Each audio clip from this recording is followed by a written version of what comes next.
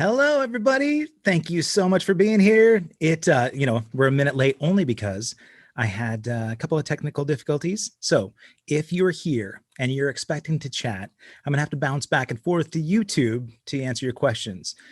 Before I get started, let me thank you guys for being here and thank my sponsors, 5 Star Guitars.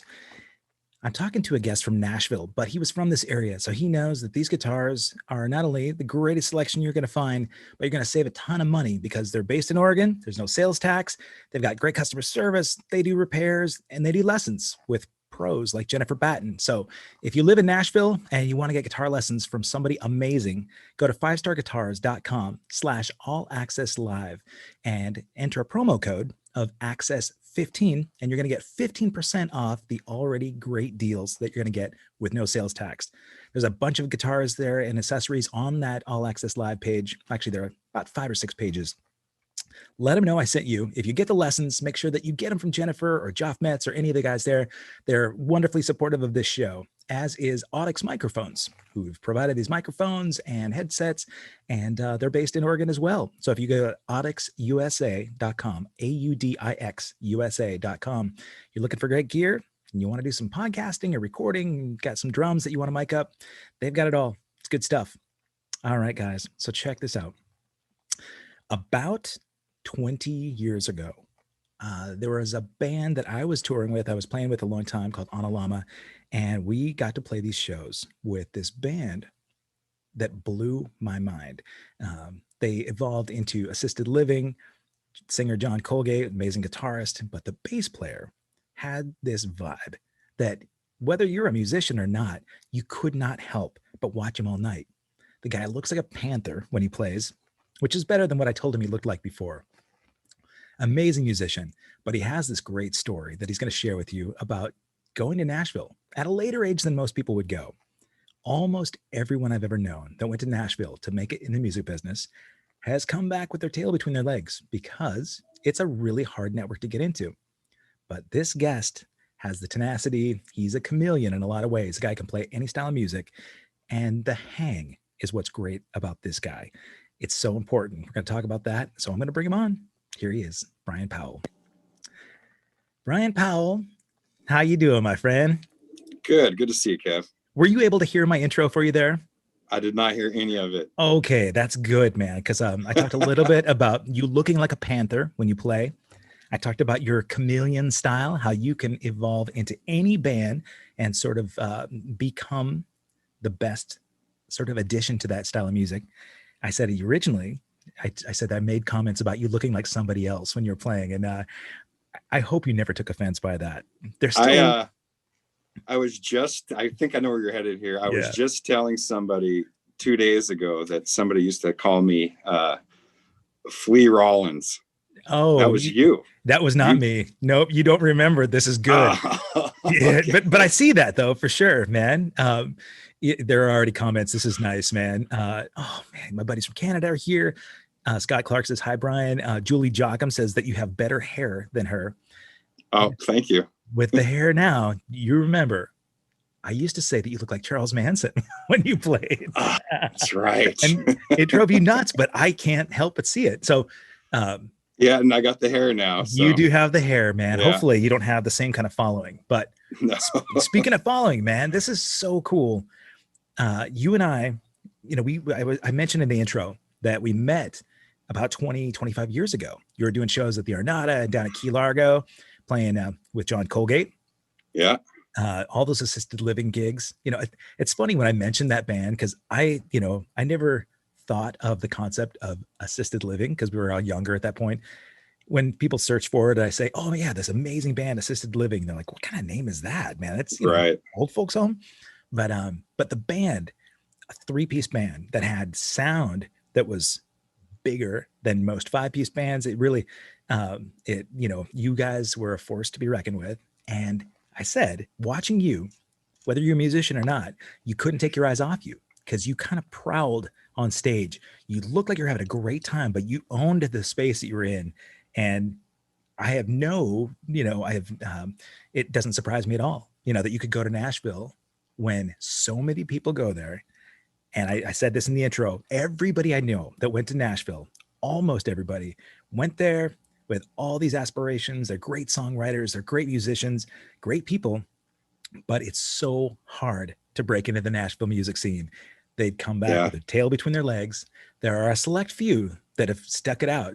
Chad and Rachel Hamer, from Cloverdale, they're down there and they seem to be pulling it well. And Scott Southworth, my buddy, I don't know if you know Scott. I know Scott. Yeah, Scott's a great friend, and we used to play music together. Craig Carruthers, great songwriter, and he's doing it up there. Those are the select few. I know that most people came back and they said, "Oh man, you know what? It's impossible to break into that scene." So I got lucky. Well, okay, no, I don't believe in luck. I really don't, man. I mean, there are some fortune to maybe what happened. We can go back in your history thing, but I want you to tell me, because you went at a later age than a lot of people go too. Like really, most people, they're 21 and it's like either going to LA or they go to Nashville. So set me up with your decision to go. And I don't want this to seem like an interview, dude, because I love you. I'm excited to catch up. I love the conversation, but people should know about you forging off there on your own. So tell me about the setup, what decision you made, what happened in your life that said, okay, this is where I'm going. And then tell me about the experience showing up.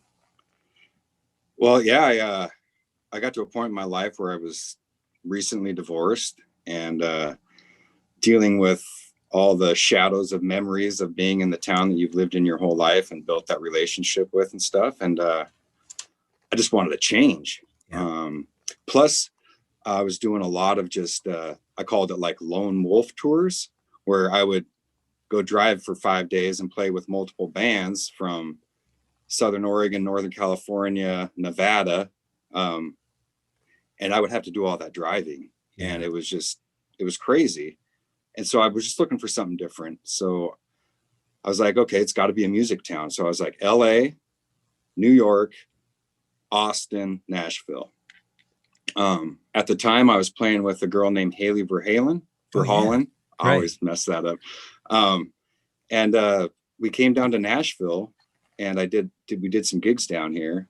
And I was like, everything just started falling into place with Nashville for me. And a month and a half later, I moved here. And actually, New Year's Eve was my 5-year anniversary here. Wow, 5 years. So I came here with Haley and a buddy of mine who lived here at the time. He was playing with a country artist named Jason Michael Carroll. And they needed a bass player, and he knew I was looking. And so it just happened for me. And I still play with Jason. And I forged a lot of great relationships and got my roots started and planted through that. If it wouldn't have been getting connected with him, it would have been a way harder struggle for me. So I moved here. When I say lucky, I moved here with a job already, and a lot of people don't have that. And speaking of like so many people leaving with their tails behind them this last year, it's been rough. This town's lost a lot of talent. A lot of people I know that they just couldn't survive anymore, and thank God in the last 3-4 years, I decided to start adulting and like getting some savings built. Oh yeah. So I've been lucky enough to be able to weather the storm a little bit, but yeah, it's been rough for a lot of people. Not just in Nashville, right? I mean, everywhere, right? The pandemic was not favorable to those in the creative industry by any means. Not at all. But thankfully, I've had that time to record 2 records during this quarantine time. Yeah. So you had a metal thing. You did this thing with Resistant Bite as well, right? So Resistant Bite is kind of my hard rock metal band. Yeah. And then I play with this guy named Richie Scholl. He's been in Nashville for over a decade, but he came here from Australia. He's a dual citizen now, but we just finished that record. It's not released yet, but it is done. Right now we're just waiting to get photos that we like to put on the record. And it's going to actually be the first time I've ever been on actual vinyl. We're actually going to print vinyl. So I just had my first vinyl cool. too. During the Mike Skill from the Romantics. We did this, cool. And isn't that crazy? I mean, all the work that we've done, and now, right, we become old men, and all of a sudden we're on vinyl, which is old technology. We're so excited about it. Oh my God, we've super made it. Excited about it. Yeah, it took me a long time to get on vinyl. Oh my! There are a lot of like fans of you in the chat. I can see right now, and a bunch of people from England too. They said, don't forget about England, right? The source of great music. Yeah. It would be tough. I would think it'd be harder than Nashville, right? To come from, say, Oregon or Washington, go to London and break into the British music scene, Right. because I mean, you think about the bands that have really been established there. It's not like Americans go to England and become this big sensation, right? So, right. One thing that I would love for people to get to know that don't know you, and I've talked about this a bunch with other musicians that have made this successful, at least made, when I say successful in the music business, man, if you can pay your bills, if your mortgage or rent is paid and you're able to eat, then you've made it, man, because you're doing better than 99% of the people in the biz, right? Right. But aside from chops, I mean, having the technique and the education about music, and really, I mean, I talked in the lead up about the hang, how important it is to have the hang, right? It's more than 50%, I think, when, I mean, you go to Nashville, it's great that you had a gig kind of already lined up. But I think because I know you and the way that you can just sort of blend into a situation, but it's also how malleable and easy your personality is. Right? Yeah. If you want to talk about experiences you had that way? I mean, it's that you hear that word everywhere out here, the word the hang. Yeah. How's the hang? Like people are more concerned when you bring up someone's name who might be available for a gig. Like generally the first question is, how's the hang? Yeah. And there's so much truth to that, because you got to be on the road with these people, and it doesn't matter how good you are if nobody wants to be around you. Totally. And we're talking about rock and roll, pop music, country music. It's not rocket science. You know what I mean? So well, most decent musicians can pull most of the stuff off. You know what I mean? Yeah. So yeah, it's a lot about the hang. Definitely. That's one of the biggest words I've heard out here since I moved here is the hang. Yeah. Our mutual friend Mark Carlson says, you're right about the hang. Brian's a great guy, totally down to earth, and that's one of his best qualities. And it's nice to see Brian Harrison here. He's saying hey as well. Oh, so yeah. Hi, Brian. And I've got Brian coming up next month actually on the show. He's got new music that he just came out with, and like the rest of us, he's experiencing like all the peripheral stuff that's going on in the world and really misses the escape that music has. Right. Whether you're a musician or you're a fan of the music, like people miss that escape. They miss going to a show and getting lost in the music. And like Nashville's such a town of live music, right? I mean, there's the Bluebird Cafe where people kind of, they discover these amazing songwriters, but there are a ton of places like that in Nashville where people depended on that as their avenue for escape. And without that, you got to come up with alternatives, right? So Brian and I have been chatting about, for me, dude, I have to take my dog in the woods every day. I have to go, whether it's crappy, rainy, or, we just got back from the woods. He's sitting at my feet. So you'll hear the snoring. It's my pug, but nice. But I will go crazy, dude, because I can't sit in here and play my drums and feel the fulfillment I have from being on stage. And I know you're that way. You watch you on stage. There are people that were put on this planet to play music on stage with musicians and play for the crowd. And that's you, man. You can see it. It's in your blood. It's in your heart. If you didn't have it, I'm glad that comes across. It does. Yeah. I mean, everybody here that watches, that's in the chat, that knows you, they've seen that from the beginning. I mean, right. Eli Johnson, man, when you play with Eli, Eli, BP, you guys are brethren, right? And yeah. I don't think I've ever seen you in a project, even if it was like a sit-in gig where it's a one-off and you're just filling in. You bring this energy that brings the value of the band up on stage, and it comes off that way in the crowd. It's a rare thing, So you talked about being lucky when you go to Nashville. Yeah. There's some given skill and talent that you've got, man, that it can't be taught. We talk about the hang. Right. I would imagine you've seen a lot of musicians show up in Nashville. I've got a lot of buddies in LA that, they'd see guys come in from Berkeley, right? And they come in and they've got chops, man. These guys are, they're flying, and they come in, cock of the walk, and they're like, hey man, this happened to a dear friend of mine. He's playing with Alice Cooper now. He was playing with a, well-known guitarist before. Another friend of mine just came from Berkeley. He'd played in a band from the 80s that we were gigging with. And the dude had amazing skill and arrogance of a 22-year-old, right, out of Berkeley. Right. He shows up in LA and he's like, I'm going to take your gig, to these guys that have grown up in Hollywood, that have had all this established, like repertoire and rapport. And those people get eaten up, or they evolve. I mean, if they can mature quickly, and they haven't is the key. and they haven't ostracized themselves, gotten themselves like marked, right? Because if you show up that way, even LA is a tiny town, man. You show up that way. So I bet you've seen guys in Nashville that show up and they're like, yeah, man, I wrote some songs, or I've got chops. I'm an amazing drummer. How many amazing drummers are there in Nashville, right? But a lot. Yeah, a lot. Like, I don't care how good you are. If you're an asshole, you're not getting the call for the gig, man. If you had like any, have you done any kind of like showcases or any songwriters in the round kind of gigs where somebody's walked in with that attitude and then just had to go flying out with their like head hung low? Not like a songwriter type thing, but I definitely have been like a fill-in guy for people that I definitely would never work for again. Yeah. Just because they just don't get the be nice and treat the people nicely on your way up, because you're going to see them on the way down. Yes. Hold on. Repeat that again. People here in the chat need to hear that again. Okay, kids, if you're watching, listening, write this down. Brian's going to tell you this is the most important thing. All right. Be nice to everyone on the way up, because you're going to have to see them on the way down. Yeah, that's the truth, man. God, the people that don't realize that have a really hard time on that way down, man. And I think that that's part of a key to any success, is just to have respect for your peers, any relationship, right?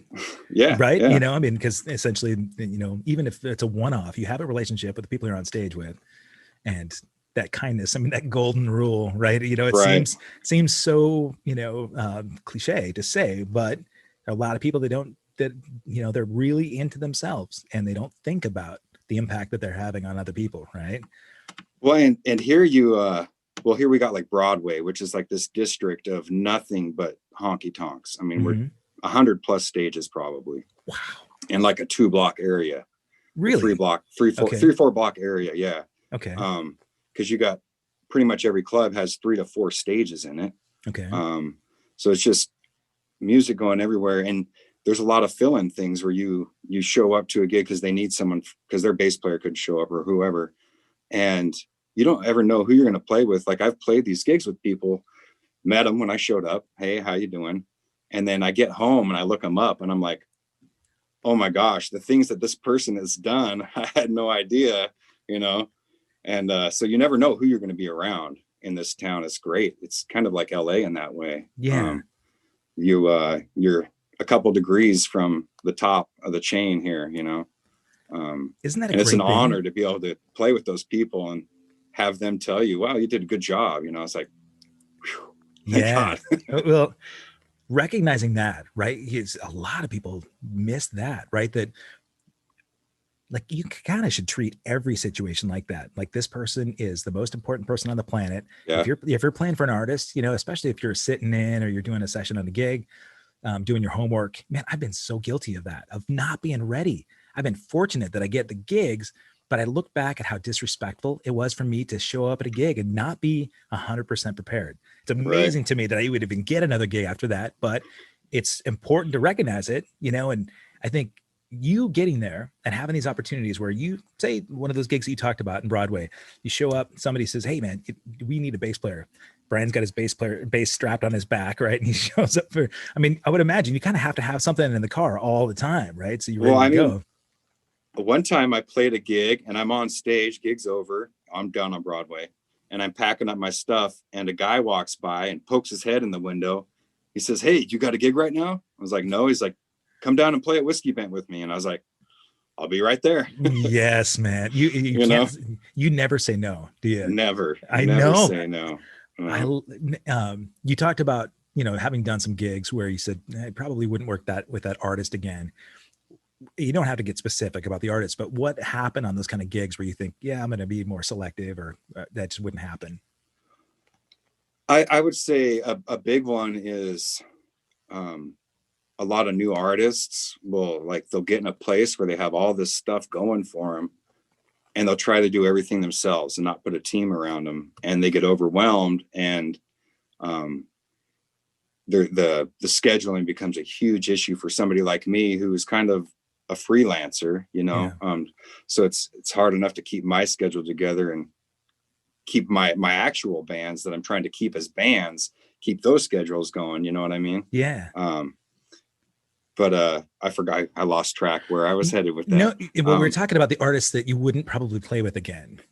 Yeah, generally it's because they've taken too much on their plate, and they can't handle all that they have on the plate. And I try not to make it personal. It's strictly business decisions, Yeah. If there's not people helping them, it's probably generally they're going to get sunk down, and they're going to start feeling so much pressure, and they start taking it out on the band, or their artistic stance starts to change. You know what I mean? And they're not the same person they were when they recorded their music, and because they've bogged themselves down with all this responsibility they shouldn't have to worry about. That would be probably one of the main factors that I've had to just kind of stop things with some of the projects I've done. But it's great here because for someone who is a bit of a chameleon like me, there's so many places to weave into here. Everyone thinks country music, but there's all music going on here. It's all sorts of genres. Yeah.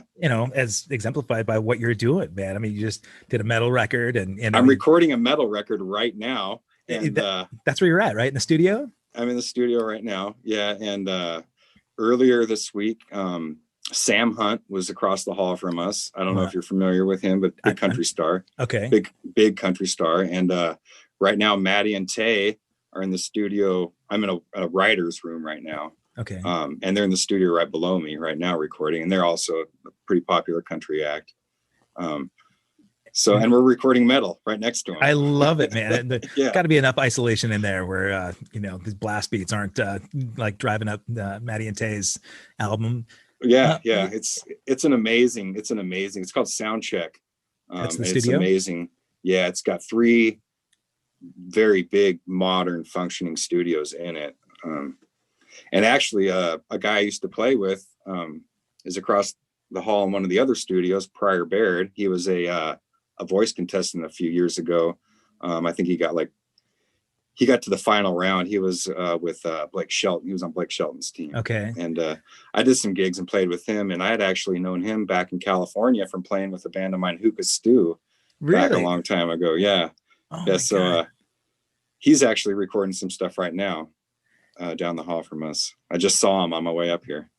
These people in the chat were talking about how you don't burn bridges. The networking thing is so key too. I talked about the hang, but you'll see guys that it's so obvious that all they're trying to do is network, right? They're trying to climb the ladder, and they'll do or say whatever they have to be able to get the next gig, which is also really, if they're that transparent and it's phony, they're not going to get the gig either. Right. Cause people want to know that there's authenticity. Right. And somebody also just pointed out, I can't believe that I forgot, of all the Portland artists that have come, Big Monty is there and seems like doing well. Do you ever run into him?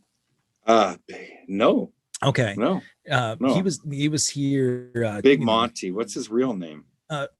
That Monty is his name. Blue Binos was his old band when you were doing I remember Living. Blue Binos. Yeah, I remember he that. was and Brian Harrison was the one who was asking if you would run into him. But and then Dennis Tomlin says, man, don't forget your bluegrass roots. So aside from country and metal, tell me about the bluegrass part of your life. Well, Dennis, I was in a band with Dennis called the Nitpickers. And he actually, that band got me into playing upright bass. And, I've never really had a lot of bluegrass teaching. So they kind of brought me up in that. And I honestly thought when I moved down here that I'd be playing a lot more of that kind of music. And for some reason, I've kind of rock and roll always pulls me, you know. Yeah. It's like, but I would like to start playing more bluegrass for sure. I miss it. It's really fun to play. I would imagine on upright, right? And I've done a good handful of bluegrass gigs playing drums too. And to play it with authenticity, it's, you know, if it's really obvious if somebody just doesn't have that feel, right? And like somebody showing up in Nashville that cannot play that train beat, right? You're like, oh, okay, you know, good luck. Yeah, right. You're not working.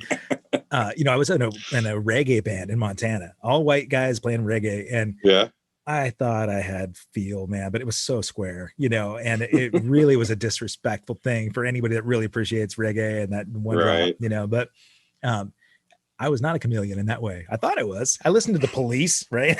And so that's reggae. Right. God, I was a kid. But I let me, before we get started, continue, let me ask the people that are here. I would love it very much if you would subscribe to this channel. This is going to be archived afterwards. You can go to accesskevin.com. But if you subscribe to this channel, you'll get notified when I've got other guests coming up, like Mike Collins. I think you remember Mike, drummer from Portland. Mike's on Monday, and he's got a new album called from his band Rooftop Screamers. Rooftop Screamers. Yeah, you know, man. He's got great players, and like every song is a different artist, right? That's singing on that record. Oh, cool! Right on. So everybody from the singer from The Fix and Dan Reed, and you know, Mike is singing a song, and Rob Dacre, 14 songs, I think, and it's a great record. So he's on Monday. But so subscribe to the channel. You'll get notified about those. You can go back through and see all 140 some episodes that I've had since May. And with that being said, let me just ask you, one of the things I love on this channel is, especially musicians, it's fun to ask about guilty pleasures. I love, you know, the fact that you're a chameleon, you got to play a lot of different styles. So I'll tell you, man, I had Dave Ellefson from Megadeth on the show, right? So another amazing bass player, and in Nashville. In Nashville, that's right. Yeah. Have you run across Dave? I have not. I've not run across him, but a guy here in town, Tyson Leslie, puts on this thing called Rare Hair. Okay. And he tries to do a couple a year.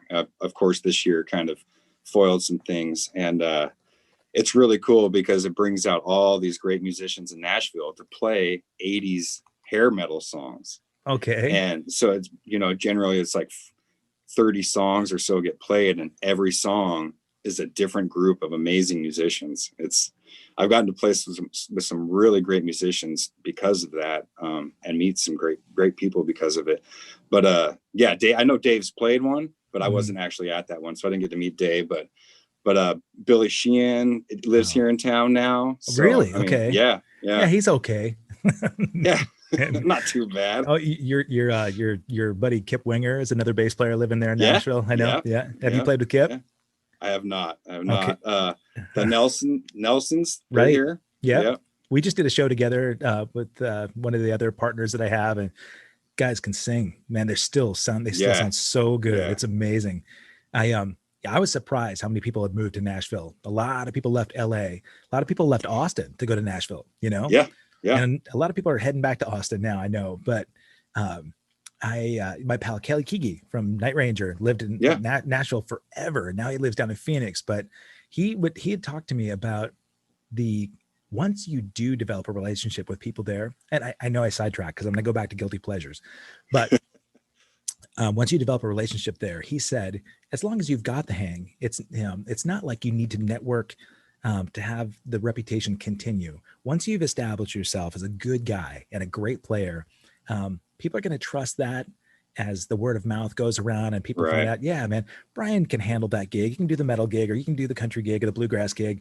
We already know that he's got the skills. We know that everybody's been pleased with what he's done, and he's reliable. He's on time. He's a great, responsible player. So it'll continue for a while. I mean, there are variables, right? Like pandemics that kind of, wipe the industry out a little bit, but dude, you're still working in the middle of the pandemic where a lot of people around the planet that play music aren't getting, there aren't opportunities to go in the studio. So I think you're doing it right, obviously. And I would think that a lot of people probably agree with that you've worked with. Do you see a lot of guys like kind of suffering that have been really successful there that are all of a sudden out of a touring gig like JMC. I mean, you talked about playing with him, right? And so when you got there, you toured with him for a while. It was like an international tour, right? We did some international gigs. Yeah. Okay. Yeah. I've got to be some pretty cool places because of, being on that gig for sure. That opened the door a little bit in terms of like the sort of reputation for Nashville. Yeah, well, it opened up a lot of doors for me because some of his old band members were still in contact with the current band members. So I kind of was able to meet some of those people and therefore kind of run into their friends. And through that, like that was a huge platform for me to start here in Nashville. I was very, very fortunate to have that. There you go. Fortunate. Yes, man. Yes. Because you and I both know, man, that luck a lot of times is what you make, right? I mean, if you hadn't already done the work, you hadn't put in the dues, the 10,000 hours or whatever to master your craft, I would have never gotten, it wouldn't have happened, right? That's not just luck. Like you can't just be a hack and a douchebag and then all of a sudden land a really cool international gig. Doesn't happen. That's a bad combination. Yeah, it's true, man. I know. I've been that guy. But anyway, okay, so I've given you some time. The guilty pleasure thing I talked about with Dave Ellefson. Dave said, man, you know what? I never would have admitted it. But back in the day, you would admit that you liked disco so you could get laid by the chicks, right? And I said, disco. Oh my God, there's a sound bite. Never would have thought Dave Ellefson was a disco guy, right? I heard you play disco, man. I know you've got like the offbeat thing. With Baramand. That's right, man. Sean Baramand, man. Love him. Yeah, really cool 70s vibe. But funky, sort of dance music, rock stuff. Yep, yeah, absolutely, man. Yeah, he had that, has that in his repertoire. So guilty pleasures. I've given you a few minutes to think about it. What would somebody be really surprised to hear you say that you're a big fan of musically? Well, one of my favorite bands and out west, I don't think that's such a strange thing to like this band. But I came out here and I've tried playing it like in tour buses and vans on road trips and stuff.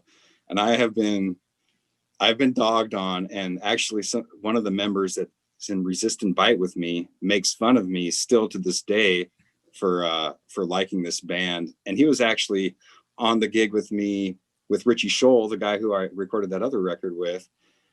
And they were on the same road trip that this happened, and they still both poke fun at me. But I was like, guys, you guys got to hear this. And I played one of my favorite albums of all time, thinking I'm turning these guys onto something they're going to love. And Yoshimi versus the Robots by the Flaming Lips. Yeah, man. I love that record so much. And I played it for him, and I get made fun of. Because it's so eccentric and again, you're right. Out west, man, people are Flaming Lips fans. But yeah, Nashville doesn't fly, huh? Well, not with the people I'm hanging out with. It's not. God. There's not enough guitars in it. I don't know. I don't know what it is, but I mean, there's genius on that record. Yeah, they're really like. Those are the kind of people that like they didn't get the Zappa thing, right? Because there's of course genius in both, and it takes a little bit of musical maturity, I think, to appreciate Flaming Lips. It's different. Yeah, I ran into those guys at SFO airport one time when we were on the road with Animotion, and I just kept seeing musicians get in and out of this big long limo, and I'm like, what entourage? It actually looked like there were a bunch of like cultists, Rajneeshis or something, like all these people getting out with robes, and they had like 15 people get out of this thing, and then of course, I realized who it is, and I thought, man, that makes for an expensive travel gig, right? Because if you're not playing packed, like auditoriums or larger, then it just doesn't become cost effective. You got to trim that down a little bit, but right. So the Flaming Lips would probably be a guilty pleasure, I guess. Yeah, that's to the Nashville guys. You set it up really well. I love the fact that you get tormented from it, because you'll a lot of people will get your back now. There are people in the chat that said, "Yep, Flaming Lips, awesome." All right. Some of the people that have had on the show, like wellness specialists, a friend of mine from Portland. I don't know if you knew the Dragon Tree spas that were around, but Portland Airport has one of them. She is this really amazing woman that started up these spas, and she's all about wellness and health and nutrition. And I'm like, please tell me that you eat, Reese's peanut butter cups at some point, And she said her guilty pleasure is playing this little silly iPhone game. That's like her escape because she's busy all the time. Right. And I think that's, successful people, they don't take a lot of time off, right? I mean, really, if you're in Nashville and you got to hustle, you probably don't get a lot of downtime, do you? Not a lot, no. Because if you're not hustling, you're looking for a real job. Yeah. A quote unquote real job, Has that happened? Have you had to kind of like go, okay, never in 5 years? No. Oh my God. I love that. That's the greatest thing, man. I don't know that anybody can say lucky. that. How about you Kip Winger is painting houses? No, see, I'm just kidding. That's lucky. Yeah. The dude, we hung in the Dominican Republic for a little bit. All right.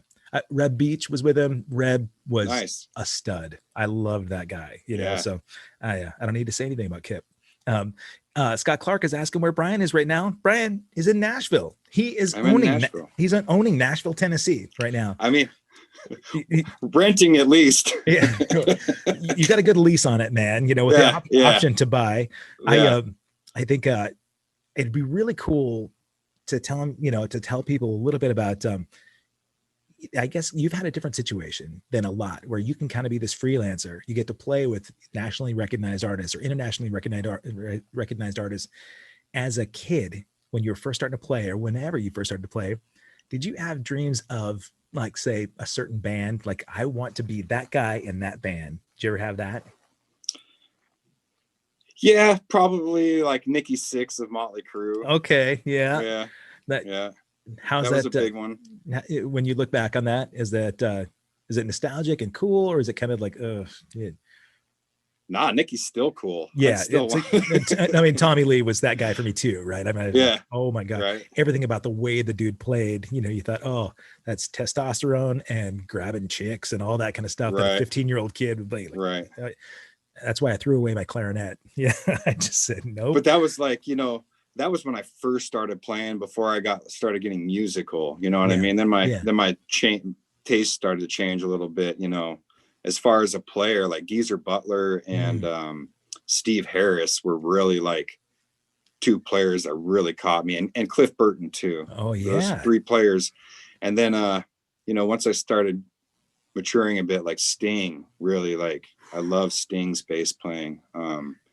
And then, and John Paul Jones is one of my all-time favorites. I started catching some of that vibe, Talk about genius, right? I mean, that guy gets really overlooked because that band had, such dynamic front people like Page, Plant, Bonham, right, was so iconic that John Paul Jones kind of got pushed by the wayside.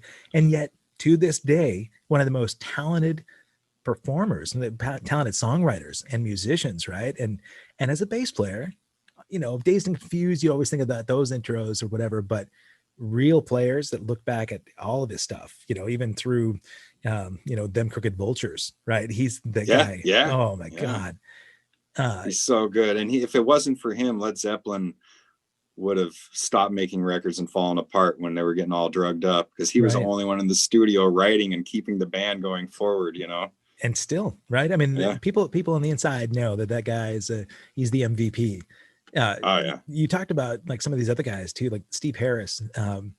He kind of gets typecast, right? Because you always know an Iron Maiden song, if you don't hear the vocals first, you always know. There you go. Three-finger triplets. There you go. Yeah. So did you work on that a lot when you were kind of coming up? And when I was a kid, for sure. Yeah. But you could only play that way if you had your leg up on the monitor, right? Right. Yeah. You had to be perched on the monitor. You've seen me do that move before. I have seen that move. Yeah, man. And that one, the panties start dropping, man. I know that's the grabber. Sorry if I'm offending anyone out there, but I was thinking about, okay, so you had aspirations of those guys when you're younger. Are they, because it's sort of, you're the chameleon and you could play with anybody that shows up. I mean, I know guys that go out and do a lot of, they'll show up at the songwriters, like the Bluebird, right? And like Clint Black will show up at one of those gigs, or right. Old school, like Tim McGraw, one of those guys would show up and just play out of the blue, right? You might be lucky and just see one of those guys. Right. If you could just pick a gig, you could say, because I know, man, once you start freelancing and you have the freedom to be able to kind of just float from one to the next and kind of be the hero that drops in. But is there a gig of somebody that's out there now that you think, oh man, yeah, I want that call, right? Or can you say that without getting in trouble? Yeah, there's like for country, like doesn't matter, anything. Ultimately, I would love to play bass for Beck. Like Beck is one of my all-time. He's probably my favorite artist. Really? Like, I love Beck. Yeah. Okay, man. I would love to, because it's all over the place. It's versatile. I'd get to do a whole different bunch of things. I'd get to bring my effects pedals with me. Yeah, you would. You know? Yeah. Beck would be pretty high on that list. He'd probably be at the top of that list for sure. His most recent record has been the one that is kind of the wake up in the morning, drink my coffee record. Because, a friend of mine, a gal here, just turned me on to it. She said, this is the best sort of, start your day with a positive outlook kind of thing. And so when I was with Animotion, Bill Wadhams, the singer, I don't know if you did any gigs with him here in Portland, but his two sons, Charlie and Chris Wadhams, LA guys, Charlie was in Beck's band for a little while, I think playing bass actually. And, all right. Had amazing stories about how, so for me, like Prince was my all-time favorite artist, right? And Prince could play everything and anything. Right. The work ethic that guy had. And that's what I had heard about Beck, that the dude doesn't stop, right? His mind is always going. He's always creating his style. You said the music's all over the place. Yeah. If you listen from one record to the next, it's completely different. And it's like a snapshot in his life, right? That he's like, okay, here's where I'm at right now. It's like a painter that goes through all these evolutions of their inspiration. And I would think, yeah, that might be tough as a musician if you get accustomed to his style and you really want it to feel a certain way. But if you've got to change, I mean, that's why a lot of those artists would change up their back band all the time, right? Because Prince would get a new lineup almost every 2 years. And and I know Beck's done some of that, but I think and honestly, I've even heard some country-ish sounds from Beck. So you said you could, if it was country, but then you said of all time Beck, if there's a country artist, who would you gravitate towards that you think, I love that songwriting?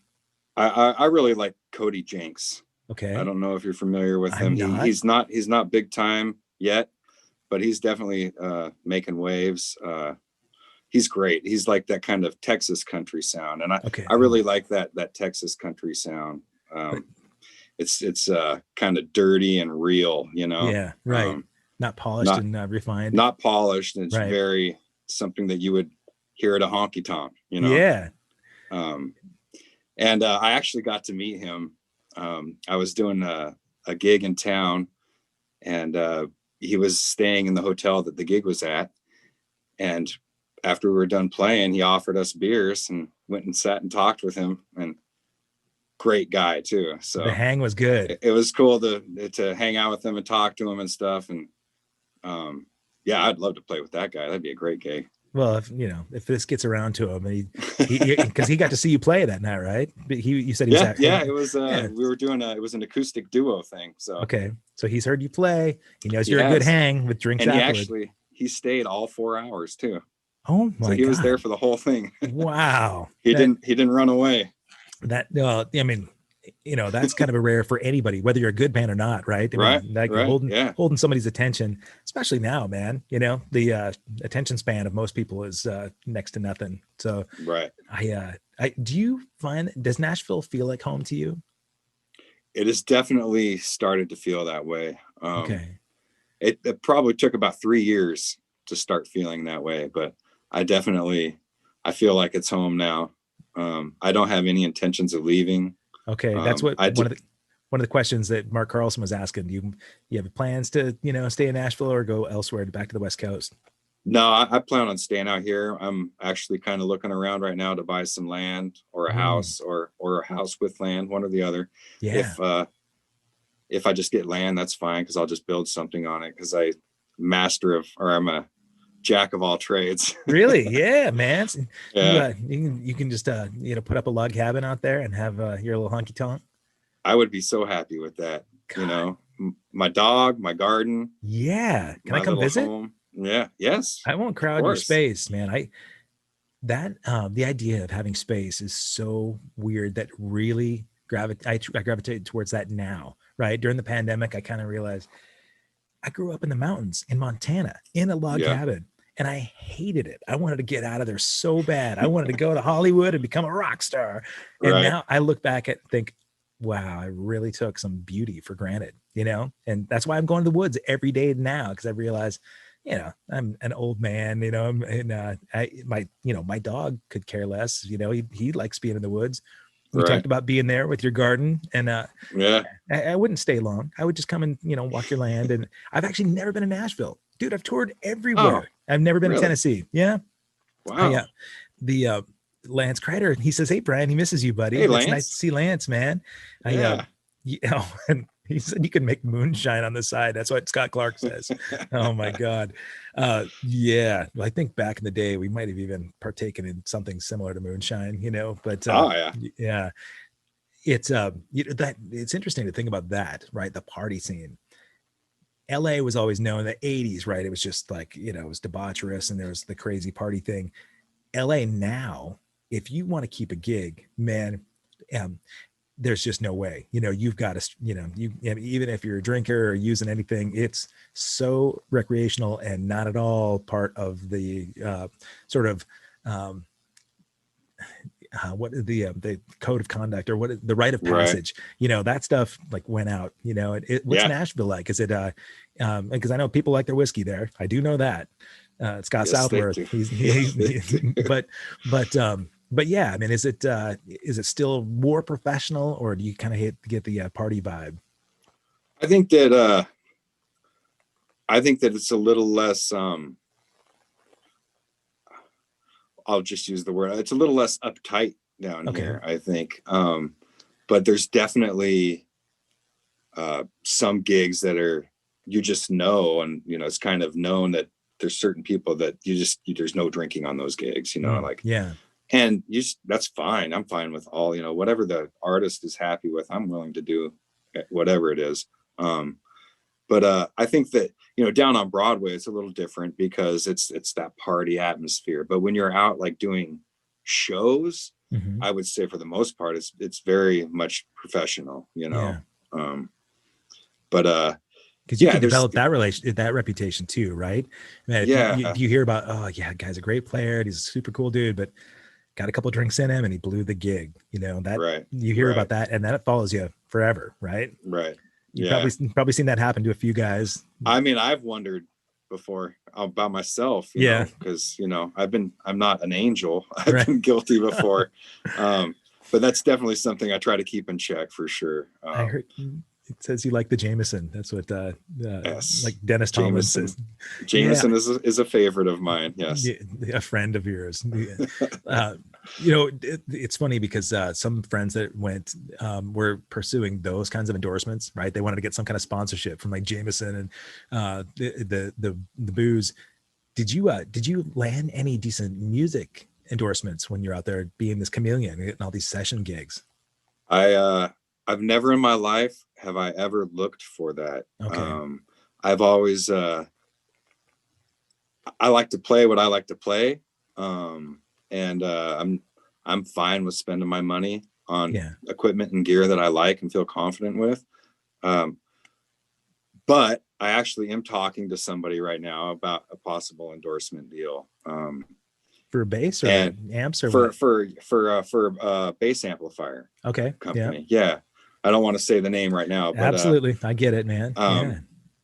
It could be very good. Could be very good for me. I like their gear and the history of where their companies come from and all that. So I would think that having a bass amp deal would just be optimal for having backline stuff set up for you, right? So you don't have to carry a big old 810 cabinet somewhere, and yeah. Did I guess that one right?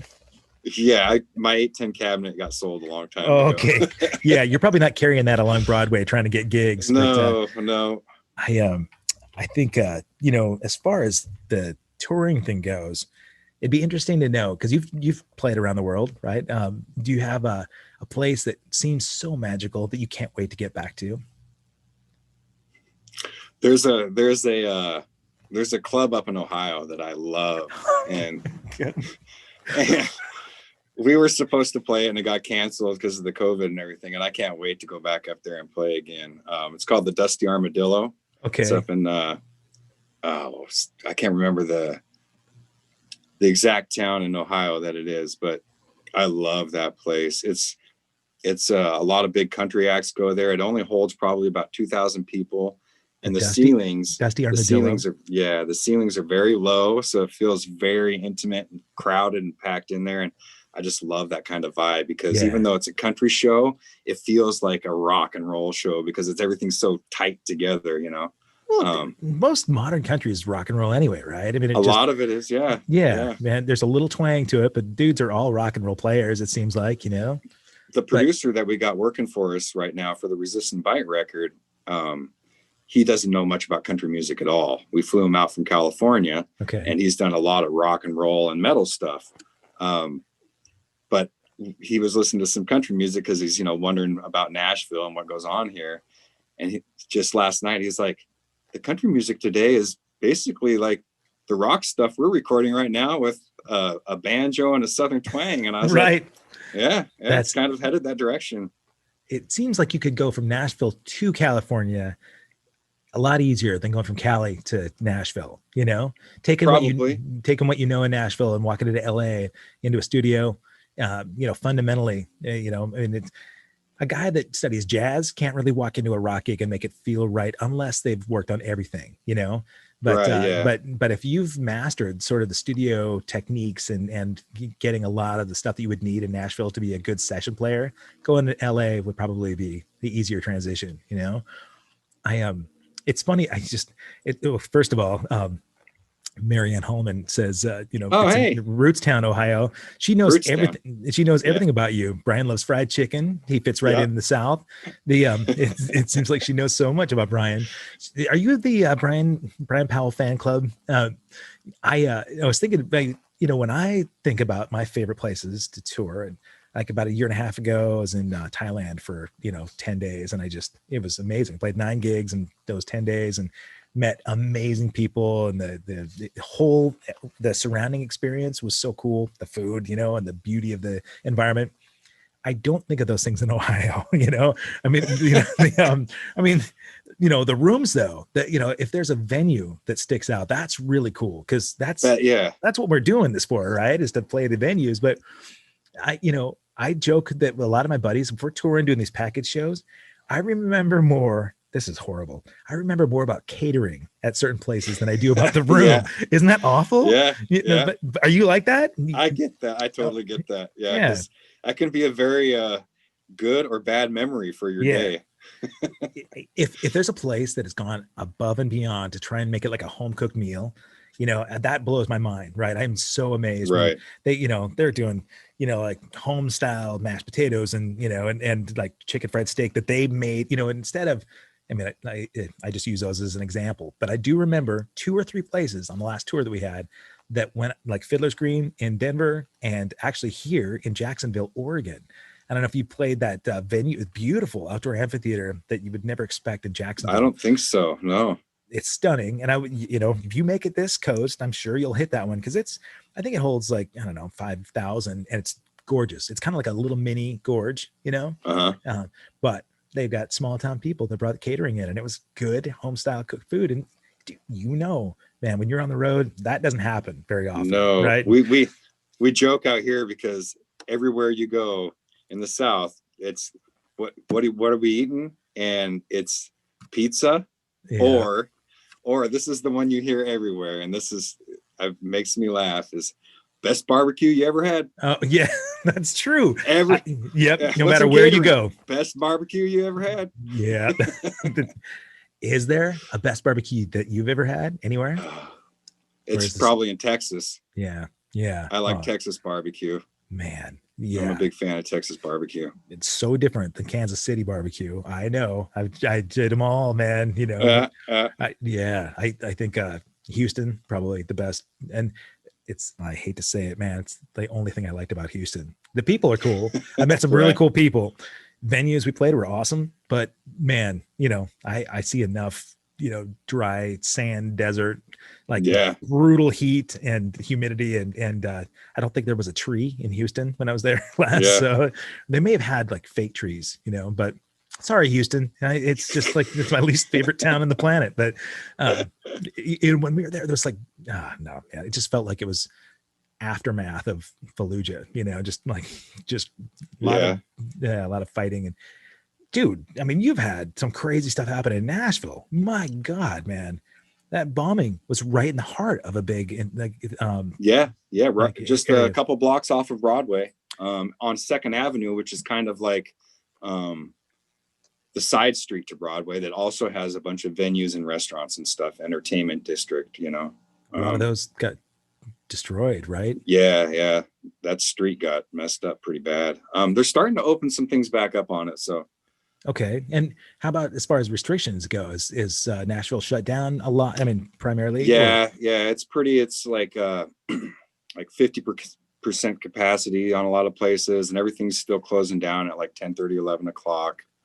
And it's definitely not what it was, but it's compared to a lot of places. I think that there's still a lot more going on here than a lot of places, but we'll see. Who knows if that's going to last? Well, man, I mean, I'm so glad to know that they're distributing vaccines, and a lot of my friends are getting it, because for the health of everybody, for sure. But I know selfishly, I need to play music big time. Right. I don't know about you. Like for us, most of our touring, I mean, the big shows pushed to 22 already. They're like the tours that were supposed to happen this last summer got pushed same day, same location for this next summer. But thinking, could they really happen? Could these big arena shows really happen in July, August, September? It's tough to know. I don't even want to speculate, man, because I get sad when it doesn't happen. But I'm optimistic. I'm cautiously optimistic, Right. Man, I would tell you, like, honestly, I'm optimistic to get, even if you don't come back here, I can't wait to play with you again. You're one of my favorite players to watch. I would love to play with you again, man. Like we did a silly tribute thing together where it was just a one-off, like last minute thing. But it was so fun, man. That was a blast. God, I feel honored, to have got to rock the stage with you a bit. Do you still talk to Colgate about the assisted living days? Oh yeah, we've got material written up, and we've been threatening each other about recording another record. Oh man, it's we got the material. We got like 13 songs or something that are ready to be recorded. Really? So we're talking about I would fly my tracks from here to them. You bet. And doing it that way. Do you have a studio of your own, or do you just do it at one of the studios there? And I got like a home rig, very simple. Just I can't do anything but really just 2 tracks at a time, Sure. But it's enough to send bass tracks. Yeah. So we could actually do that too, huh? I could harness little Brian Powell. I'm still on the learning curve of figuring out how all my gear works, because I just started buying the stuff and putting it together during the quarantine. So that's. Christine Turk says, Big D from Booze Bay says, Brian Powell is a badass. Love you, nice. Buddy. Keep rocking the free room. Big D. I would bet that you've developed some really interesting stories, man, when you're out there. Just the amount of travel and the way that you have done so many gigs. You've got quite a book.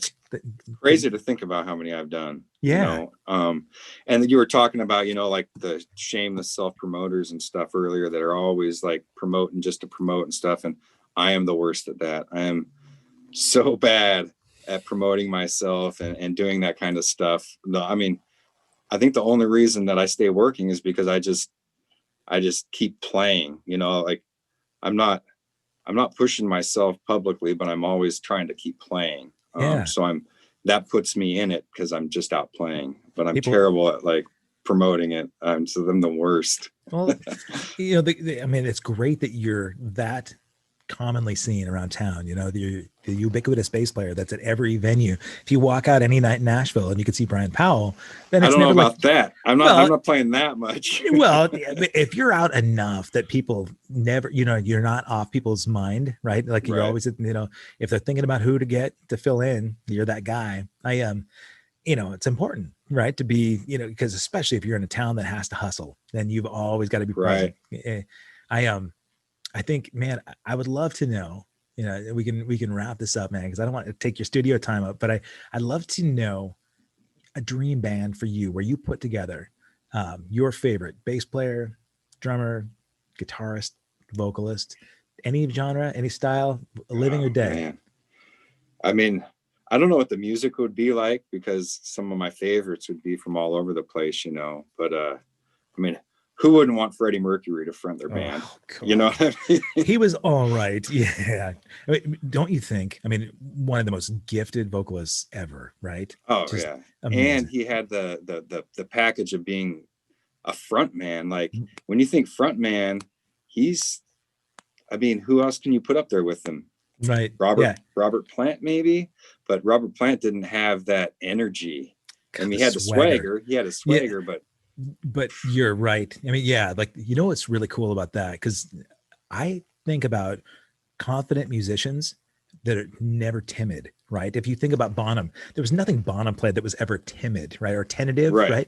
Yeah. There's nothing that Freddie Mercury ever did that was kind of half-assed, kind of like tentative and, you know, walking on eggshells. Dude walked in, he owned the room, he owned the stage, he owned the world, right? And amazing. Yeah. So I think that's a good front man. I think that's a good place to start. How about guitarist? Guitarist, probably. Do I get two? Yeah. Well, you got to pick a rhythm and a lead. You know, I would. David Gilmour is my all-time favorite guitar player. Wow, that tone, so man. So he'd tasty. He'd be my lead player for sure. Nice. God, and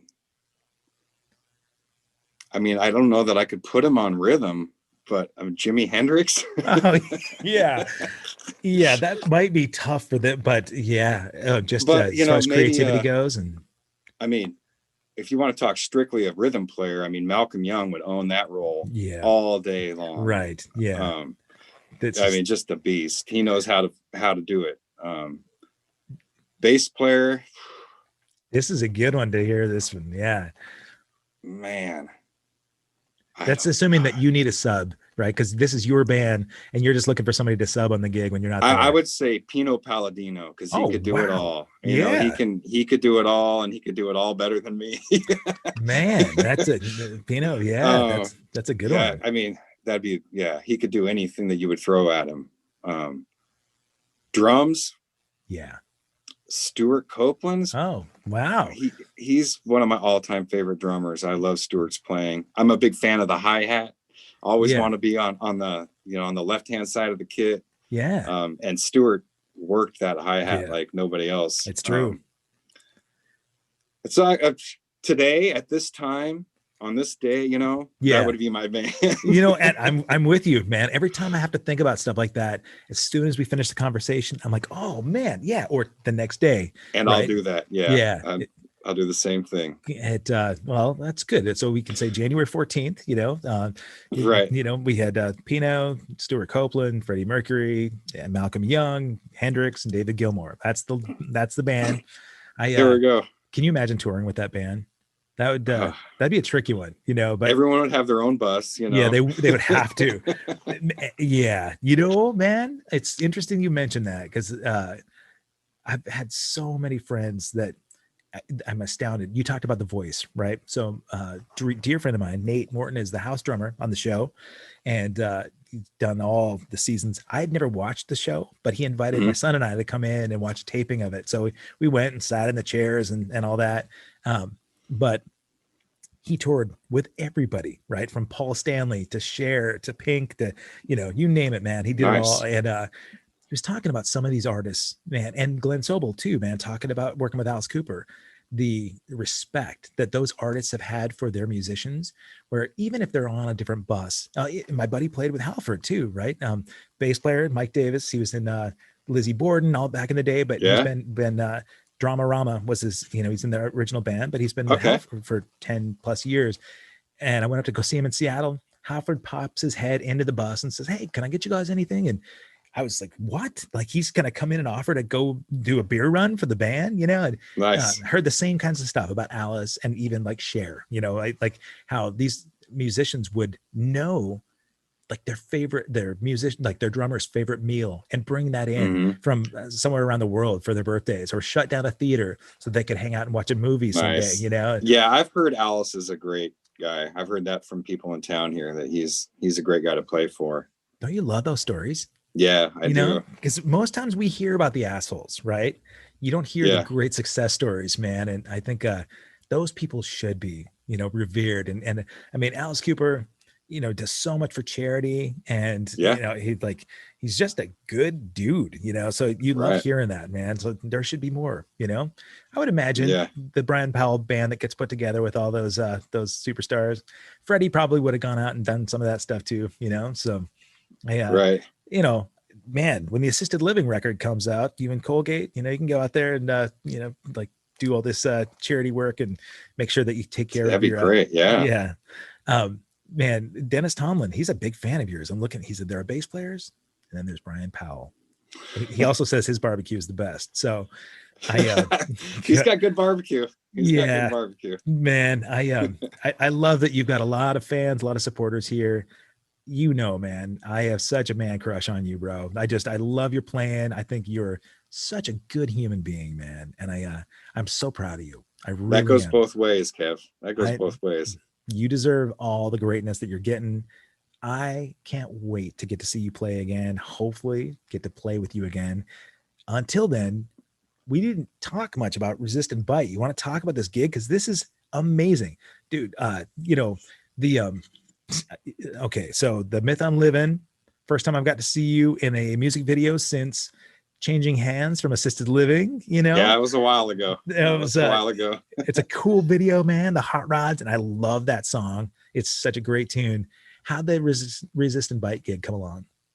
So the drummer David Parks and the guitar player Stephen Stokes started writing songs a few years ago together, and that was kind of the beginning that was the seed, that started everything.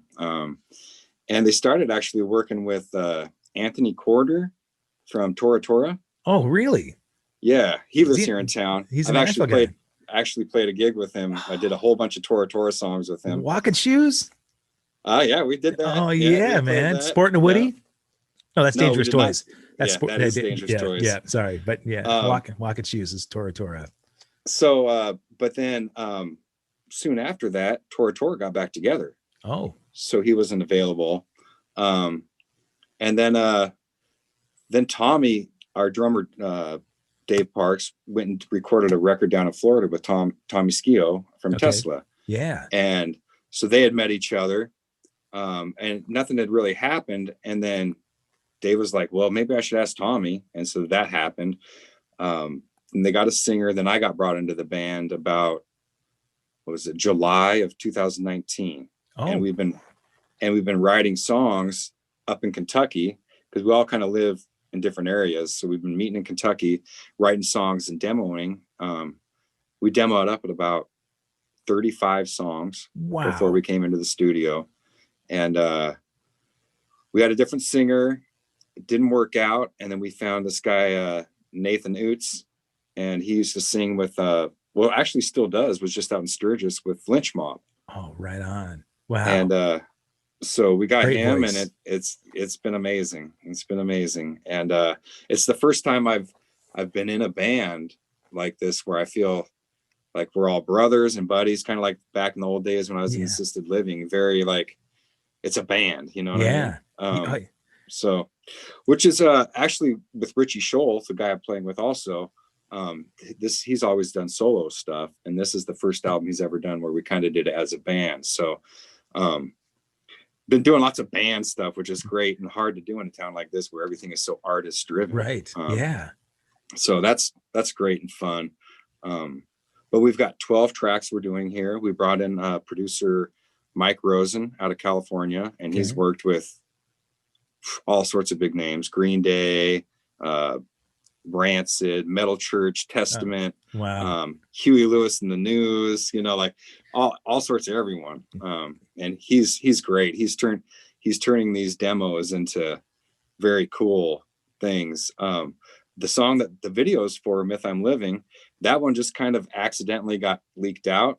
And once it did, we're like, well, we better master this. So we got it mastered and then put it out there. And we were hoping to start playing shows last summer. Didn't happen. So we're like, well, let's make a video for this and try to at least keep some interest going and build things up for the record. And yeah, it's turning out great. I'm super excited about it. The song is huge, man. I love it. It sounds so, I mean, it's a super Tesla vibe, you know, and I'm a massive Tesla fan too. Even though Tommy, he hasn't been in the band for a while. Yeah. Right. But it has that kind of vibe, which I love, because the thing I love about that band, it's all about the integrity of the music. Doesn't matter about the aesthetic, right? It doesn't I don't care what that dude is wearing or what his hair looks like. Right. They're rock and roll. They are, man. They little, rock and roll band from Sacramento that just happens to kick some ass and take some names. And that's what, the Resistant Bite band sounds like to me. It sounds like you guys have been together forever. And I'm excited about like getting to see that band live, because it sounds to me like that's Brian the Panther prowling the stage on there, It's definitely got that Panther vibe. Yeah, sure. it does, man. That's better than the Manson vibe, I went up and forget it. I'm not gonna go Manson on you. Sorry. So if you guys are watching and you haven't checked it out, go Apple Music, Spotify, Amazon. You can get the tracks there. Go check out the video on YouTube, and you can see Brian and his acting with the hot rods. That's fun. The Myth I'm Living is the song. The band is Resist and Bite. Good articles. Blabbermouth wrote about you. That's all good, man. That's when you've made it as a rock and roller, when Blabbermouth is talking. Blabbermouth has been talking about us. It's great. Yeah, it is good. And I'm gonna keep talking about you. I'm so proud, man, and I can't wait to see what post-pandemic does for Brian Powell. I think me too. Yeah, man, dude, you're doing it, you're living it, and you set a great example for people that have those aspirations. So I want you to know, man, you've done it right. I'm so proud, and I'm grateful to get to share some backstage time with you here. Thanks for having me, Kev. Yeah, it's a pleasure, man. Folks, subscribe to the channel. Go find Brian Powell out there with Resist and Bite. And then if you're in Nashville, they can take you to the best barbecue on the planet. Right? Yeah, I'll show you. There you go. Man. Okay, buddy. Well, thank you again. And thank you guys for watching. And I'll send you a link, man. We'll connect when we are able to go out and do some gigging. Yeah.